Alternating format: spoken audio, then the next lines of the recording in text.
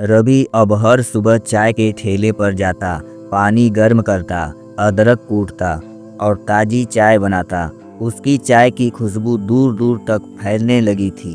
धीरे धीरे लोग उसकी दुकान पर आने लगे, लेकिन फिर भी उसके दिल में एक टीस थी। कभी उसने सोचा था कि वह एक अच्छी नौकरी करेगा, अपने माता पिता को गर्व महसूस कराएगा, लेकिन अब वह सड़क किनारे चाय बेच रहा था। कुछ लोग जब भी उसे देखते व्यंग करते, देखो एमबीए करके चाय बेचने वाला, पढ़ाई करके भी यही करना था तो कॉलेज का खर्चा क्यों किया। रवि इन तानों को सुनता और चुपचाप अपने काम में लग जाता। वह जानता था कि लोग सिर्फ दूसरों का मजाक उड़ाना जानते हैं, लेकिन कोई किसी की मजबूरी नहीं समझता। घर में अब पहले से थोड़ी राहत थी। माँ अब कम परेशान रहती, पिता की आंखों में थोड़ी शांति थी और रवि का छोटा भाई आयुष स्कूल की फीस समय पर दे पा रहा था।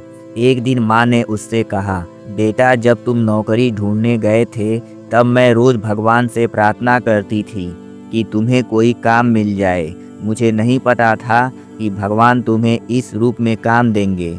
रवि ने माँ का हाथ पकड़ा और हल्की मुस्कान के साथ कहा, माँ काम तो काम होता है। जब बड़ी बड़ी कंपनियां नौकरी नहीं दे सकी तो मैंने खुद को ही नौकरी दे दी। माँ की आंखों में गर्व के आंसू थे। रवि अब अपने चाय के ठेले से ठीक ठाक कमा रहा था, लेकिन समाज का रवैया अब भी नहीं बदला था। एक दिन उसका पुराना दोस्त सुनील, जो एक अच्छी मल्टीनेशनल कंपनी में नौकरी कर रहा था, वहां से गुजरा।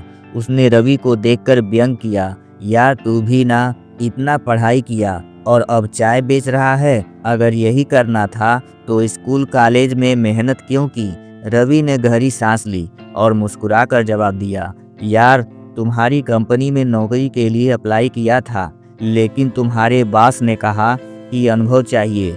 अब सोच रहा हूँ 10 साल चाय बेचकर अगर अनुभव ले लूँ तो शायद मुझे वहाँ एक चाय मैन की नौकरी मिल जाए। सुनील को कुछ समझ नहीं आया और वह बिना कुछ कहे चला गया। आसपास खड़े लोग रवि की बात सुनकर मुस्कुराने लगे। एक दिन रवि की दुकान पर एक युवक आया। उसकी आंखों में थकान और निराशा झलक रही थी। उसने चाय का गिलास उठाया और धीरे धीरे पीने लगा।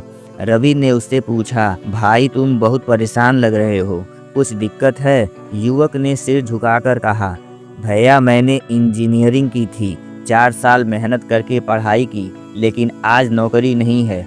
हर जगह या तो रिश्वत मांगी जाती है या अनुभव। अगर अनुभव ही चाहिए था तो कॉलेज क्यों खुलवाए। रवि उसकी बात सुनकर सन्न रह गया। वह जानता था कि यह सिर्फ उसकी या इस युवक की समस्या नहीं थी, पूरे देश में लाखों युवाओं की यही हालत थी। रवि की दुकान अच्छी चलने लगी थी, लेकिन अचानक एक दिन नगर निगम के अधिकारी आ गए। यह ठेला यहाँ नहीं लग सकता, इसे तुरंत हटाओ। रवि का दिल बैठ गया।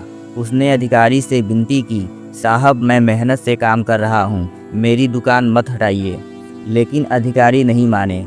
तभी कुछ लोग जो रोज उसकी चाय पीने आते थे आगे बढ़े और बोले, अरे भाई यह आदमी मेहनत से अपना घर चला रहा है, इसे क्यों तंग कर रहे हो। धीरे धीरे और लोग इकट्ठा हो गए। जनता के दबाव में अधिकारी थोड़ा नरम पड़े और बोले, ठीक है, लेकिन अगली बार ध्यान रखना। रवि ने राहत की सांस ली। उसे एहसास हुआ कि जब लोग एक दूसरे का साथ देते हैं तो बड़ी से बड़ी मुश्किलें हल हो सकती हैं। उस रात जब रवि घर लौटा तो उसने माँ से कहा, माँ आज बहुत सारे ग्राहक आए और मैंने अगले महीने की स्कूल फीस के लिए पैसे भी जोड़ लिए हैं। माँ की आंखों में आंसू थे, लेकिन इस बार खुशी के।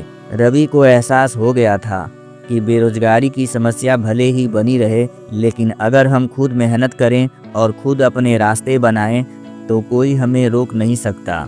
अगले भाग में दिखाया जाएगा कि रवि कैसे अपने संघर्ष को एक नई ऊंचाई पर ले जाता है।